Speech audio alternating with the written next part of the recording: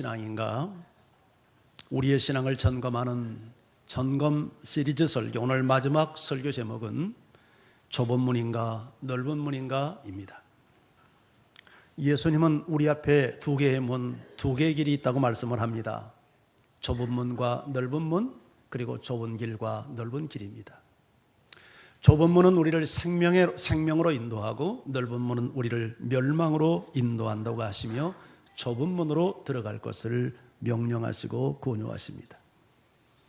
예수님 당시 예루살렘 성읍에는 8개의 성문이 있었습니다. 그 성문들은 모두 크고 넓어서 수많은 사람들이 왕래하는 문이었고, 그리고 드나드는데 어떤 불편도 없는 문이었습니다.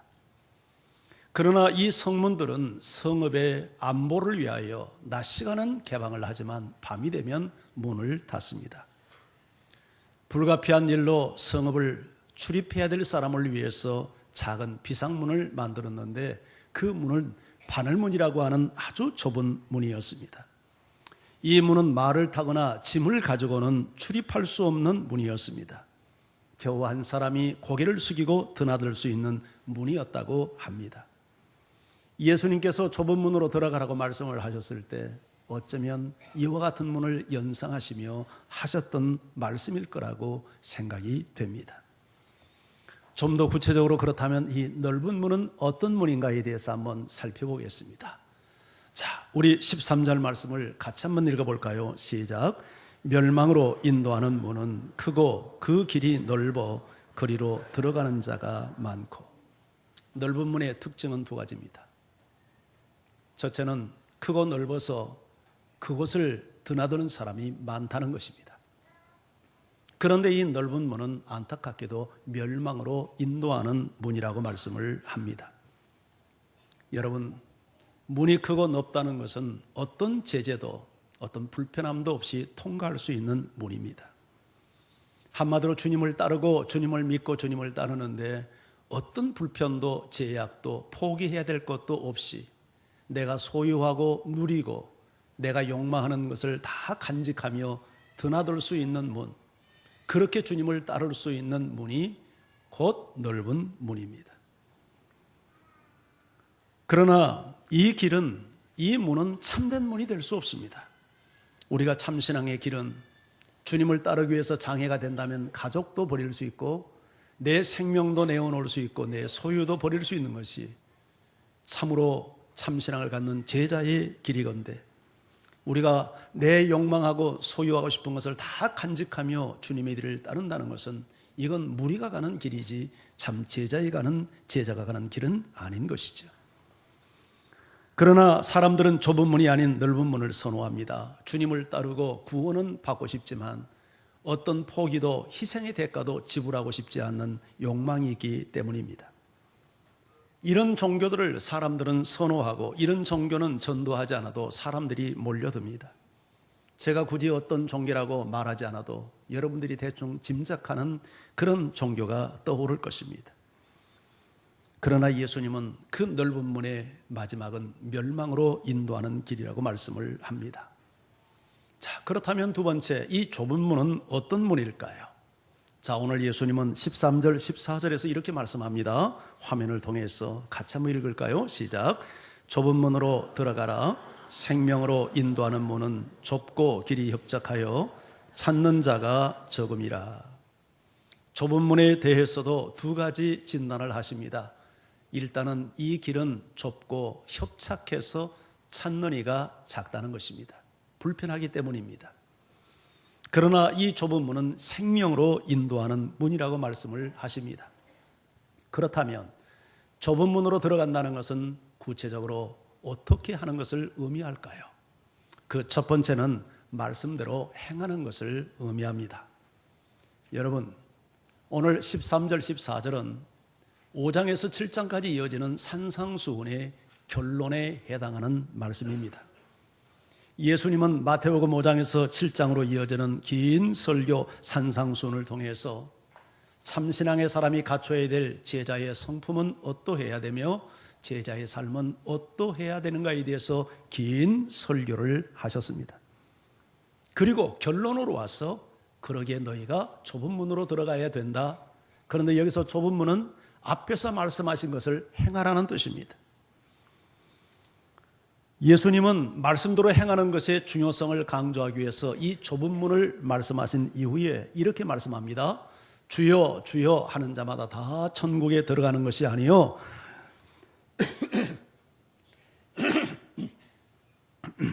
죄송합니다. 하늘에 계신 내 아버지의 뜻대로 행하는 자라야 들어갈 수 있다. 이렇게 말씀합니다. 주여 주여 하는 자, 우리식으로 말하면 주님 주님 할렐루야 아멘, 이런 구호에 의해서 참신앙이 증명되고 천국 가는 게 결코 아니라는 얘기입니다. 정말 내 참신앙을 증명하는 것은 이런 아멘이나 주여나 할렐루야를 외치는 구호로 결정되는 것이 아니라 하늘에 계신 내 아버지의 뜻을 행하는 행함을 통해서 증명될 수 있다라고 말씀합니다. 그리고 이 이해를 구체적으로 이해시키기 위해서 한 예를 들어주는데, 어떤 사람들이 주님 앞에 와서 주여 우리가 주의 이름으로 선지자 노릇을 하고 주의 이름으로 귀신을 내어쫓고 주의 이름으로 권능을 행하였나이다. 얼마나 대단한 일입니까? 여러분, 주의 이름으로 예언을 하고 주의 이름으로 귀신을 내어쫓고 주의 이름으로 많은 권능을 행했습니다. 그런데 놀라운 것은 주님의 답변입니다. 마태복음 7장 23절에서 주님은 이렇게 답변하셨습니다. 우리 같이 한번 읽습니다. 시작. 그때에 내가 그들에게 밝히 말하되 내가 너희를 도무지 알지 못하니 불법을 행하는 자들아 내게서 떠나가라 하리라. 여러분, 그때는 언제입니까? 그들이 주님 앞에 서서 자신의 삶을 다 보고하는 어쩌면 심판의 날일 것입니다. 그날 주님은 그들에게 밝히 분명히 말씀합니다. 뭐라고 말씀합니까? 내가 너희를 도무지 알지 못하니 불법을 행하는 자들아 내게서 떠나가라. 이렇게 주님은 명령하시고 말씀을 하십니다. 영어 성경은 여기 I am never라고 하는 강한 부정어를 사용을 해서 내가 너희를 도무지 모르겠다고 강력하게 부정을 합니다. 뿐만 아니라 new라고 하는 과거형을 써서 여기 이 new는 know, 안다고 하는 현재형에 대한 과거형입니다. 그러니까 내가 지금 비로소 너를 모른 게 아니라 옛날부터, 처음부터, 과거부터 내가 너희를 몰랐다. 이 과거는 언제를 말합니까? 이들이 주의 이름으로 선지자 노릇하고 주의 이름으로 귀신 쫓고 주의 이름으로 권능 행할 때 그때도 몰랐다는 겁니다. 이유가 무엇입니까? 그 이유를 예수님께서는 불법을 행했기 때문이라고 말합니다. 여러분, 불법을 행한다는 말이 무슨 말인가요? 말씀과 상관없이 살았다는 얘기죠. 하나님의 말씀과 상관없이 살면서도 귀신도 내어 쫓을 수 있고 권능도 행할 수 있고 선지자 노릇도 할 수 있다는 얘기입니다. 우리는 여기서 주의 음성을 들을 수 있습니다. 참신앙의 절대 기준은 사역이 아닙니다. 참신앙의 절대 기준은 직분도 아닙니다. 참신앙의 절대 기준은 봉사도 아닙니다. 사실 사역과 직분은 믿음 없이도 감당할 수 있습니다. 그러나 진정한 믿음이 없이 감당할 수 없는 것이 있습니다. 말씀을 순종하는 것입니다. 말씀을 행하는 것입니다. 이것은 믿음이 없이는 행할 수 없는 일입니다. 예수님은 산상수훈을 통해서 참신앙을 갖는 제자가 가져야 될 성품과 삶에 대해서 긴 설교를 하셨습니다. 제자의 성품은 어떠해야 됩니까? 마음이 가난해야 된다고 말합니다. 마음이 온유해야 된다고 말합니다.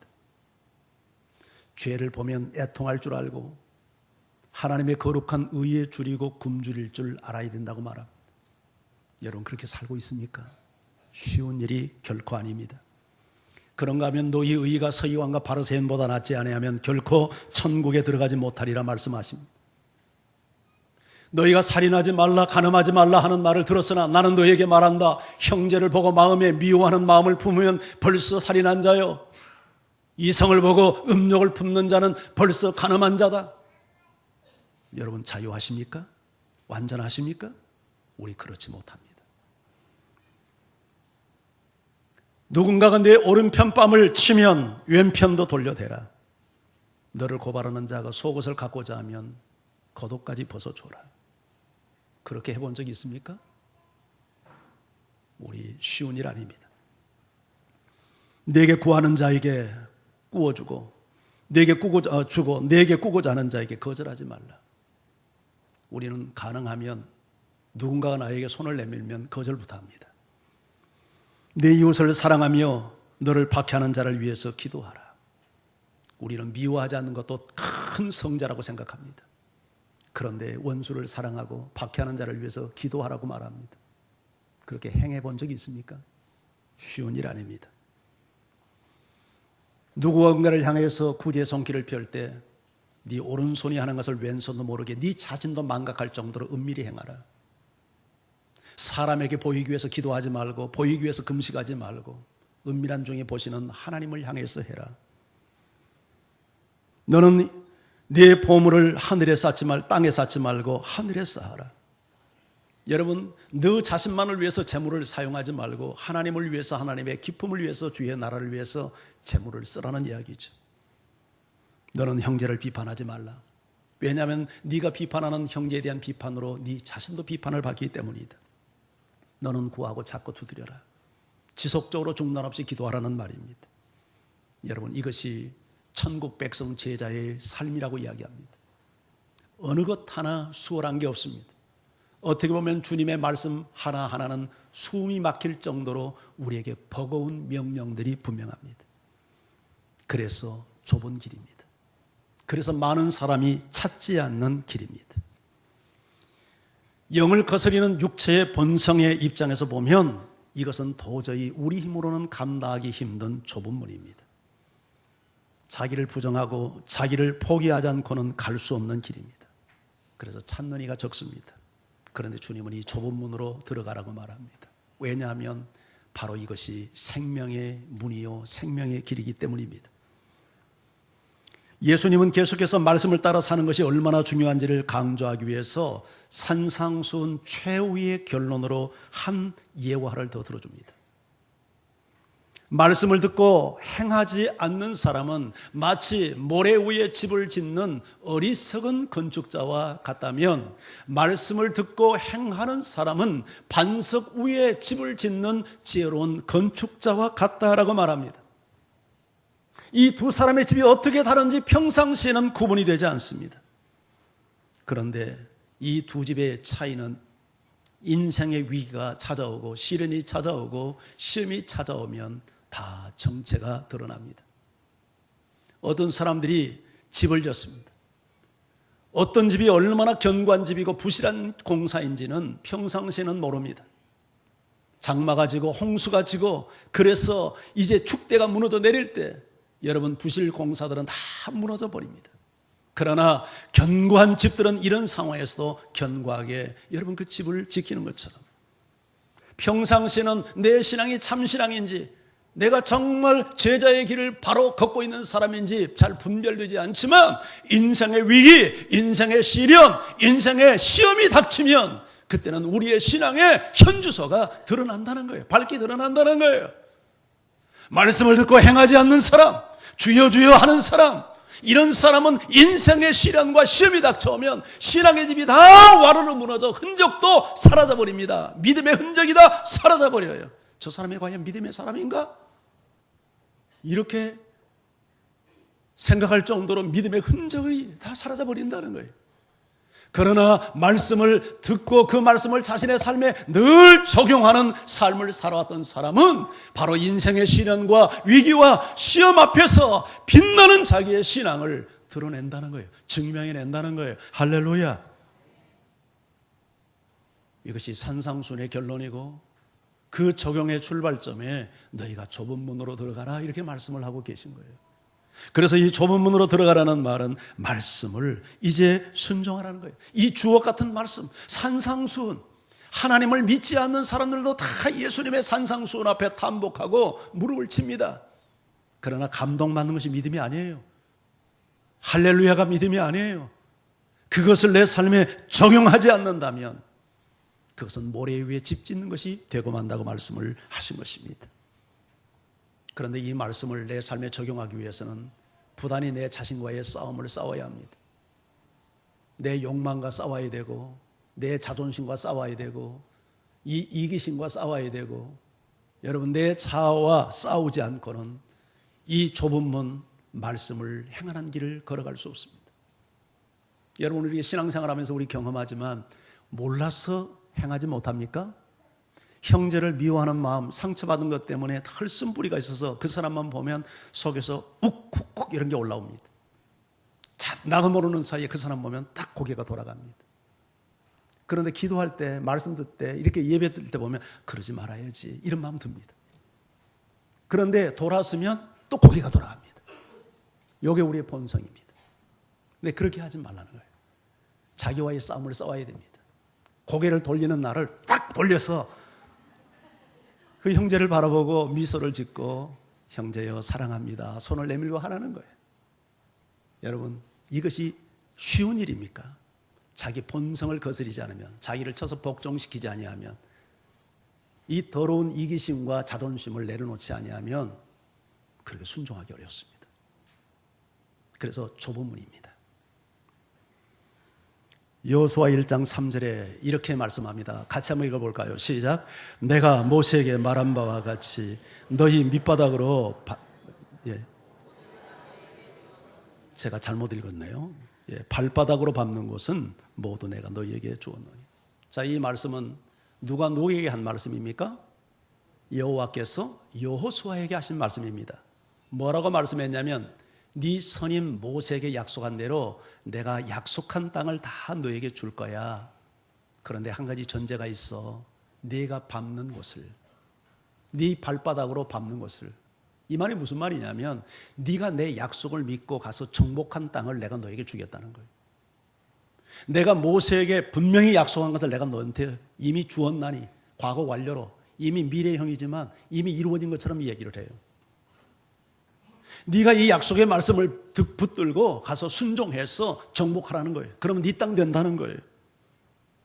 하나님의 약속은 아멘만으로 이루어지지 않아요. 하나님의 약속과 복은 말씀의 순종을 통해서 내 것이 되고 복을 얻게 된다는 얘기예요. 그래서 성경도 행함이 없는 믿음은 죽은 믿음, 거짓된 믿음이라고 말합니다. 말씀을 깨닫고 감동받는 것이 믿음이 아니라 행하는 것, 좁은 문으로 들어가는 것, 말씀을 순종하는 것, 그것이 진정한 믿음이라는 거예요. 이 시간 말씀을 들으면서 내가 이래야 되나 저래야 되나, 말씀 앞에 순종해야 되나 포기해야 되나, 혹시 마음으로 계산하고 흥정하는 분이 계시다면 오늘 이 말씀 앞에 무릎을 꿇기를 바랍니다. 주께서 말씀하시고 주께서 깨닫게 하셨다면 아멘, 주여 행하겠나이다. 내 본성은 동의하지 않지만, 내 이기심은 거부하고 있지만 내 자신을 쳐서 복종시켜 내가 주의 말씀 앞에 순종하겠나이다. 이게 좁은 문으로 들어간다는 거예요. 두 번째, 좁은 문으로 들어간다는 말은 생명의 길을 선택한다는 말입니다. 우리 앞에 두 길이 있습니다. 좁은 문과 넓은 문. 좁은 길과 넓은 길. 생명으로 가는 길과 멸망으로 가는 길. 오늘 주님께서 이 말씀을 우리에게 한 것은 너희가 넓은 문으로 가지 말고 좁은 문으로 가라. 너희가 넓은 길로 가지 말고 좁은 길로 가라 하는 말은 멸망의 길로 가지 말고 생명의 길을 선택하라는 말씀이죠. 비록 버겁지만, 비록 힘들지만, 네 의지로 쉽게 갈 수 없는 길이지만 살기 위해서 이 길 가야 된다. 그리고 계속해서 15절로 보면 너 좋은 열매를 맺는 좋은 나무가 되기를 원하니, 나쁜 열매를 맺는 나쁜 열매가 되기를 원하니, 너 창수가 날 때 다 무너져 내리는 모리 위에 집 짓는 어리석은 건축자가 되기를 원하니, 너 반석 위에 집을 져서 어떤 인생의 시련 앞에서도 견고히 믿음을 지키는 참 제자가 되기를 원하니 선택해라. 그렇게 우리에게 도전하고 계십니다. 여러분, 인생은 선택 아닙니까? 한 번만의 선택이 아니라 매일 우리는 매 순간 또 새로운 선택을 하고 삽니다. 내가 예수 믿기로 결정하고 내가 말씀에 순종하기로 결정했다고 한 번 결정한 거 가지고, 한 번 선택한 거 가지고 여러분 영원히 지속됩니까? 그렇지 않습니다. 어제 결정했지만 오늘 새롭게 그 어제 결정이 달라질 수 있습니다. 그게 우리의 연약성입니다. 날마다 우리는 선택해야 됩니다. 날마다 믿음의 선택을 해야 됩니다. 신명기 30장 15절 18절은 이렇게 우리에게 말씀합니다. 자, 제가 한번 읽을 테니까 여러분 눈으로 한번 보십시오. 보라, 내가 오늘 생명과 복과 사망과 화를 네 앞에 두었나니 곧 내가 오늘 네게 명령하여 네 하나님 여호와를 사랑하고 그 모든 길로 행하며 그의 계명과 규례와 법도를 지키라 하는 것이라.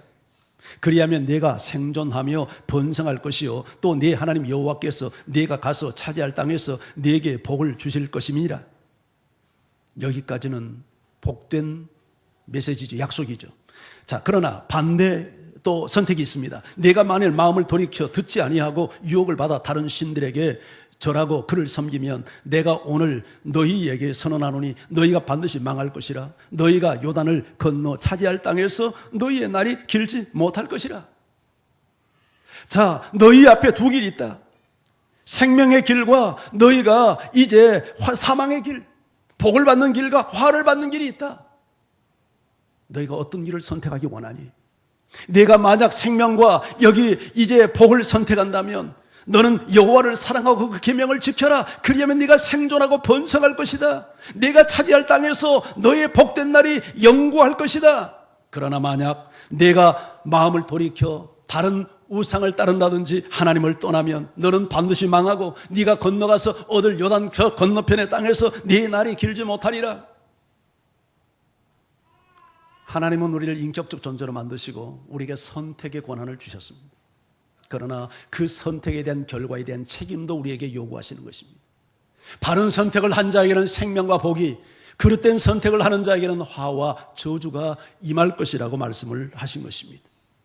갈라디아서 5장 16절 17절은 이렇게 우리에게 말씀합니다. 같이 또 읽어볼까요? 시작. 내가 이르노니 너희는 성령을 따라 행하라. 그리하면 육체의 욕심을 이루지 아니하리라. 육체의 욕심은 성령을 거스리고 성령은 육체를 거스리나니 이 둘이 서로 대적하므로 너희가 원하는 것을 하지 못하게 하려 함이니라. 성령을 따라 행할 건가 육체의 욕심을 따라 행할 건가 선택하라는 얘기입니다. 성령을 따르기로 내가 결정하고 선택하면 육체의 소욕은 이길 수 있다는 거예요. 그러나 육체의 욕심에 이끌려 육체를 따라가면 성령이 소멸되고 성령이 근심되고 영적인 파탄자가 된다는 얘기예요. 우리는 선택해야 합니다. 좁은 문으로 가라는 말은 생명을 선택하라는 길입니다. 힘들고 어렵지만 살기 위해서는 선택하라는 거예요. 여러분, 우리가 어린 시절 도덕책에서 개미와 배짱 이야기를 읽었을 것입니다. 개미와 배짱이는 한여름 이렇게 무더운 여름날 내가 일을 할 것인가, 내가 나무그늘 앞에서 쉬고 노래를 부르며 놀 것인가를 선택해야 했습니다. 배짱이는 여름날 노는 것을 선택했습니다. 그러나 개미는 일하는 것을 선택합니다. 그러나 그것이 끝이 아니었습니다. 곧 겨울이 돌아왔습니다. 여름날 열심히 일했던 개미는 춥고 긴 겨울을 따뜻하게 보냅니다. 그러나 여름날 일이 될 시간에 노는 것을 선택했던 배짱이는 길고 추운 겨울날 고통스러운 겨울을 보내야 했습니다. 심리학자들은 이 배짱이와 개미 이야기를 놓고 배짱이처럼 당장의 유익만을 위해서 선택한 선택을 충동적 선택이라고 하고, 개미처럼 훗날을 생각하면서 우리가 선택한 선택을 절제된 선택이라고 이야기를 합니다. 오늘 개미와 배짱이 이야기는 우리에게 충동적 선택을 할 건가, 아니면 절제된 선택을 할 건가, 당장의 유익만을 위해서 선택할 건가, 아니면 최후의 승자가 될 것을 위해서 선택할 것인가를 우리에게 도전하는 이야기입니다. 우리가 바른 선택, 절제된 선택, 우리가 생명의 길을 선택하기 위해서는 우리가 물어야 될 중요한 세 가지 질문이 있습니다. 그 첫 번째 질문은 주님이라면 어떻게 하셨을까? 이거 반드시 물어야 합니다. 주님이라면 이런 경우에 어떻게 하셨을까? 여러분이 바른 선택, 생명의 선택을 하는데 결정적 도움을 줄 겁니다. 주님이라면 이런 경우 어떡할까? 감정이 상해서 막 감정대로 하고 싶을 때, 내 마음의 상처 때문에 막 화풀이 하고 싶을 때, 내 욕망에 이끌려서 막 욕망을 따라 행하고 싶을 때 주님이라면 어떻게 하셨을까? 물어야 합니다. 두 번째 물어야 될 질문이 있습니다. 이것은 내가 원하는 것인가, 정말 나에게 필요한 것인가 물어야 합니다. 대개 내가 원하는 것은 육체를 따르는 것입니다. 그러나 내가 필요한 것은 성령을 따르는 일입니다.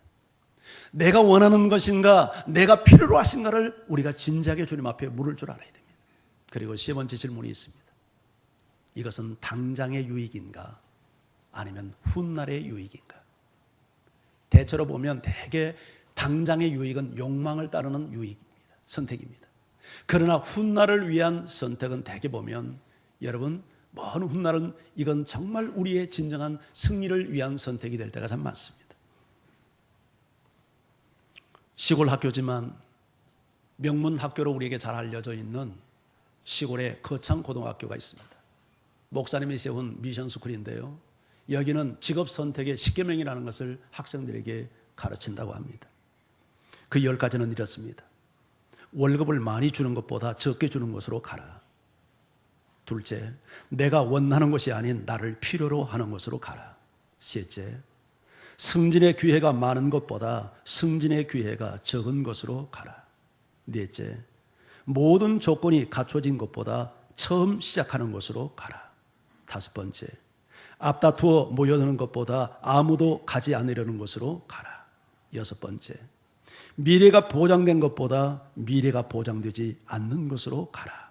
일곱 번째, 높은 자리로 가기보다 낮은 자리로 가라. 여덟 번째, 주목받는 중심 자리보다 가장 자리로 가라. 아홉 번째, 부모나 배우자가 적극 지지하는 것보다 반대하는 곳으로 가라. 열 번째, 왕관이 아닌 단두대가 있는 곳으로 가라.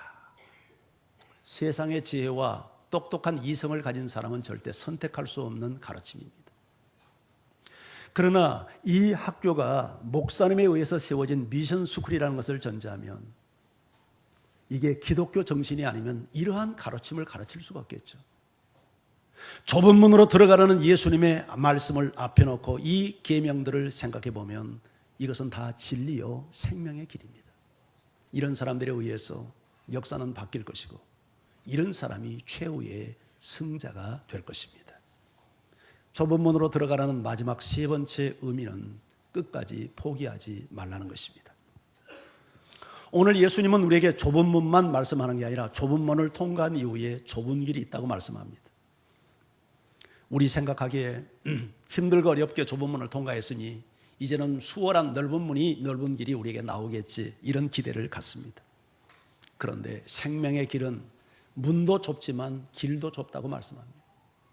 우리가 주님 앞에 서는 그 순간까지 끝까지 좁은 길을 가는 겁니다. 여러분 신앙생활을 하다 보면 지쳐 이제는 조금 편하게 했으면 좋겠어 넓은 길을 기대합니다. 그런데 생명의 길은 그런 넓은 길이 아닙니다. 좁고 협착해서 힘든 길입니다. 그러나 이 길이 생명의 길이기 때문에 너희가 이 길을 가야 된다라고 주님은 말씀합니다. 출애굽기가 무슨 책입니까? 이스라엘 백성들이 애굽에서 탈출한 내용을 기록한 책입니다. 그런데 출애굽 상황만 기록했습니까? 아닙니다. 출애굽 이후의 상황까지 기록했습니다. 그들이 400년이 넘도록 지긋지긋한 종살이로부터 해방됐을 때 휴 우리 살았다. 이제는 적과 꿀이 흐르는 땅에서 좀 편안한 삶을 살겠지 그런 기대했을 것입니다. 그러나 과연 그랬습니까? 그렇지 않습니다. 그들이 애굽을 떠난 지 불과 3일 후에 그들은 죽음의 위기에 내몰립니다. 홍해 바다 앞에서 그들은 애국군의 추격을 받습니다. 아비규환이 일어나죠. 그런데 그 순간, 그 절체절명의 순간에 하나님이 기적을 베푸셔서 홍해를 가르시고 탈출구를 여시고 그 길로 도망가게 하시고 뒤쫓는 애굽의 모든 군대를 거기에 수장시킵니다. 그 광경을 바라보면서 이스라엘 백성들은 그들이 갖고 있는 모든 악기를 총동원해서 그들은 괭가리를 치고 북을 치며 구원의 하나님을 찬양했습니다. 그런데 그 찬송의 감격이 3일을 넘기지 못했습니다. 왜냐하면 또 다른 문제가 찾아왔기 때문입니다. 물이 떨어졌습니다. 광야에서. 어떻게 살겠습니까? 그런데 하나님이 또 기적을 통해서 물 문제 해결해 줍니다. 그것이 끝입니까? 그렇지 않습니다. 이번엔 또 양식이 떨어졌습니다. 그들은 또 원망하고 절망합니다. 그때 하나님께서 하늘문을 여시고 하늘에서 만나를 내립니다. 그렇게 해서 양식 문제를 해결해 줍니다. 그것이 끝입니까? 그렇지 않습니다. 이번에는 또 전쟁을 경험합니다. 아말렉 군대가 그들을 쳐서 전쟁, 국가적인 이 전쟁이 일어났습니다. 고난의 연속이었습니다. 40년 동안 이런 고난의 행군을 그들이 합니다. 그래서 나중에 너무 지친 이스라엘 백성들이 도대체 우리 왜 애굽에서 나온 거야? 이런 꼴 당하려고 나온 거야? 차라리 애굽으로 돌아가는 것이 낫겠다. 그런 거역운동이 일어나지 않습니까? 여러분, 이것이 출애굽의 과정은 신앙생활의 축소판입니다. 신앙생활이 무엇인가를 가르치는 그건 예표입니다. 신앙생활은 한마디로 좁은 문을 통과할 뿐만 아니라 계속해서 좁은 길을 가는 길입니다. 불신 가정에서 혹시 예수 믿는 분이 있다면 쉽지 않았을 것입니다. 수많은 사람들의 핍박과 시련을 견디어야 했을 것입니다. 그러나 그렇게 해서 예수를 믿는 것이 끝입니까? 그렇지 않습니다. 불신 가정에서 믿음의 삶을 살기 위해서는 계속적인 핍박과 조롱과 학대를 견뎌야 됩니다. 좁은 길을 계속 가야만 하는 것입니다. 사람들이 예수를 믿다가 많이 이제는 좀 내가 편안하고 싶어, 내가 과거에 열심히 봉사하고 헌신했으니까 이제는 좀 쉬고 싶어, 이런 생각합니다. 이해됩니다. 그러나 그것이 신앙의 길이 아닙니다. 생명의 길은 끝까지 좁은 길을 향해서 가는 것입니다. 포기해서는 안 됩니다. 끝까지 가야 합니다. 오래전에 미국에서 티맥스 시계가 인기리에 팔린 적이 있었답니다. 광고 하나 때문에 히트를 친 상품입니다. 그 광고를 어떻게 했냐면 하늘에서 비행기에서 시계를, 손목시계를, 티맥스 시계를 툭 떨어뜨립니다. 땅으로, 비행기에서. 여러분, 그 높은 곳에서 떨어지면 어떻게 돼요? 산산조각 나지 않겠습니까? 그런가 하면 트럭이 시계 위를 밟고 지나갑니다. 트럭이 말이죠, 시계 위를 지나가요. 그리고 돌멩이에다 바위에다가 시계를 던집니다. 시계가 깨어지죠. 그런데 놀라운 것은 그런 상황에서도 시계가 째깍 합니다. 이 광고의 마지막 멘트가 뭐냐면 티맥스 TM, 그래도 갑니다. 이게 그 광고의 히트치는 문구였습니다. 이렇게 비행기에서 떨어지고 트럭이 밟고 바위가 때려도 티맥스 시계는 간다는 거예요. 그렇게 좋은 시계라는 거예요. 그렇게 견고하게 만들어졌다는 거예요. 그래서 수많은 사람들이 티맥스 시계를 샀습니다. 여러분, 이게 참신앙입니다. 참신앙은 좁은 길입니다. 포기할 수밖에 없는 유혹이 있는 길입니다. 그래도 참신앙은 그래도 갑니다.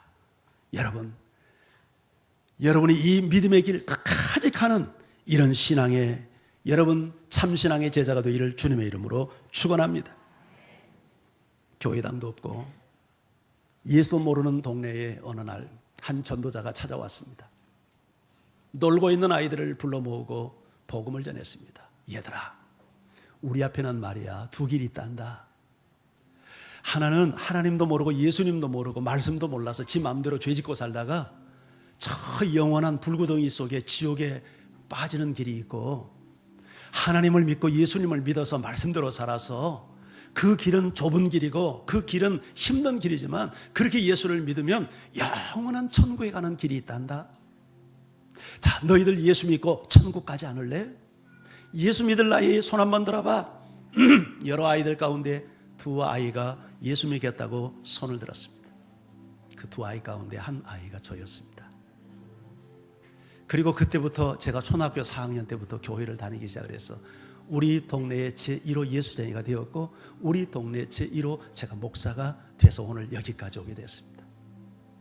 오늘 좁은 문으로 들어가라, 이 말씀은 제 영혼을 살렸던 말씀이고 제 신앙의 출발점을 갖게 하는 말씀이었습니다. 사랑하는 성도 여러분, 오늘 주님께서 우리에게 생명으로 인도하기 위해서 좁은 문으로 들어가라고 말합니다. 그 좁은 문은 말씀을 따라 행하는 길입니다. 주여 주여 한다고, 할렐루야 한다고, 아멘 한다고 구원받는 것 아닙니다. 그것으로 참신앙을 증명할 수 없기 때문입니다. 여러분의 사역과 직분과 봉사가 진정한 참신앙의 절대 기준은 될 수 없습니다. 참신앙의 사람은 말씀에 순종하는 사람입니다. 이건 참신앙이 아니면 갈 수 없는 길입니다. 말씀에 순종하기 위해서 좁은 문입니다. 자기를 포기해야 되고 자기를 부정해야 합니다. 이런 사람만이 말씀 앞에 순종합니다. 그러나 이런 사람은 생명을 얻을 것입니다. 좁은 문은 생명을 선택하는 것입니다. 우리 앞에 언제나 두 길이 놓여 있습니다. 한 번의 선택으로 영혼을 결정하는 게 아닙니다. 매일 매순간 선택해야 합니다. 여러분, 우리 앞에 갈림길이 놓일 때마다 생명의 길을 선택하는 여러분 되기를 주의 이름으로 축원합니다. 그리고 좁은 문은 끝까지 가야 할 문입니다. 왜냐하면 좁은 문 이후에 좁은 길이 계속되기 때문입니다. 힘이 듭니다. 죄성을 지닌 인간의 본성은 말씀을 따라 사는 것을 거부합니다. 그러나 우리는 그 길 가야 합니다. 팀 X, TM 그래도 갑니다 하는 것처럼 우리는 가야 합니다. 이 길이 생명의 길이기 때문입니다. 이와 같은 은혜가 여러분과 함께 하기를 주의 이름으로 축원합니다. 우리 같이 찬양합니다.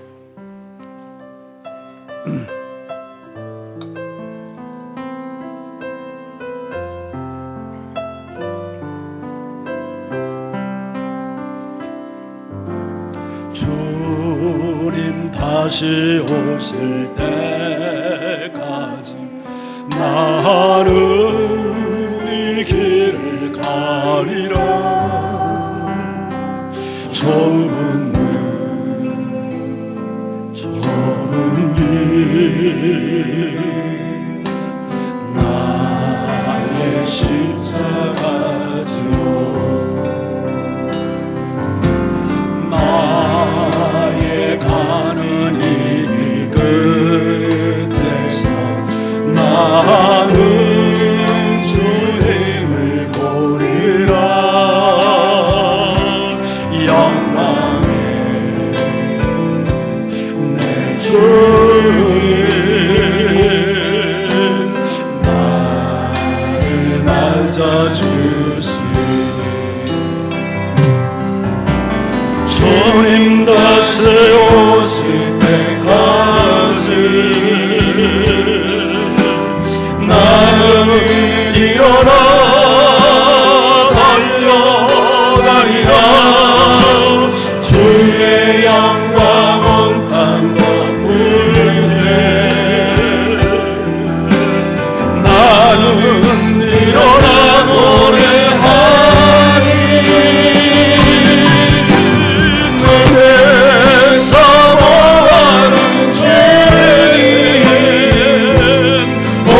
세상 구주시라.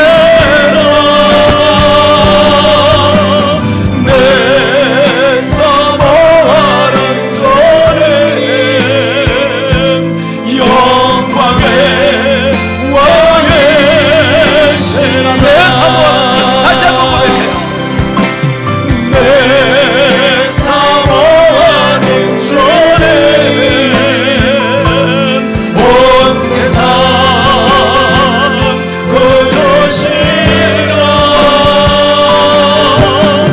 내 사모하는 주님 영광의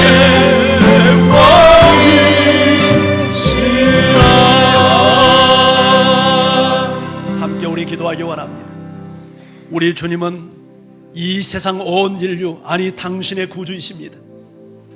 우리 주님은 당신의 영광의 왕이 되십니다. 나에게 생명을 주시고 영원한 행복을 주시고 선한 것을 주시기 위해서 우리를 이끄시는 주님입니다. 그 주님께서 좁은 길로 가라고 말합니다. 왜냐하면 생명의 길이기 때문입니다. 좁은 문 좁은 길은 힘이 듭니다. 협잡합니다. 힘이 듭니다. 육체의 본성이 거부합니다. 반항합니다. 따르기 쉽지 않습니다. 그래서 많은 사람이 포기합니다. 찾는 이가 적습니다. 그러나 이 길 가라고 말합니다. 왜냐하면 생명의 길이기 때문입니다. 천국 가는 길이기 때문입니다. 구원의 길입니다. 어떻게 하는 것입니까? 말씀을 순종하는 것입니다. 여러분들의 사역이나 직분이나 주여 주여나 할렐루야로 참신앙을 인정받기 어렵습니다. 진정한 신앙은 말씀을 행하는 것입니다. 여러분, 내 자신을 포기하고 내 자신을 내려놓지 않고는 말씀 순종이 안 됩니다. 결단해야 합니다. 여러분, 좁은 문으로 간다는 것은 생명을 선택하는 것입니다. 우리의 본성은 좁은 길을 거부합니다. 그러나 넓은 길은 멸망의 길입니다. 한 번 선택으로 영원하지 않습니다. 매일 매순간 선택해야 합니다. 그러기 위해서 주님께 질문해야 합니다. 주님이라면 어떻게 할까? 이것은 내가 원하는 길인가 필요한 길인가? 이건 당장의 유익인가 먼 훗날의 승리를 남겨줄 결정인가? 우리는 묻고 선택해야 합니다. 그리고 끝까지 가야 합니다.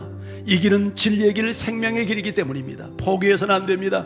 우리가 이 세상에서 포기해서 안 될 것들이 있습니다. 예수 믿는 거 포기하면 안 됩니다. 사명 포기하면 안 됩니다. 생명 살리는 일 포기하면 안 됩니다. 사랑하는 거 포기하면 안 됩니다. 끝까지 가야 합니다. 주님, 이 좁은 길 가며 이 믿음 지키게 해달라고 우리 다 같이 기도하며 주 앞에 함께 나갑니다.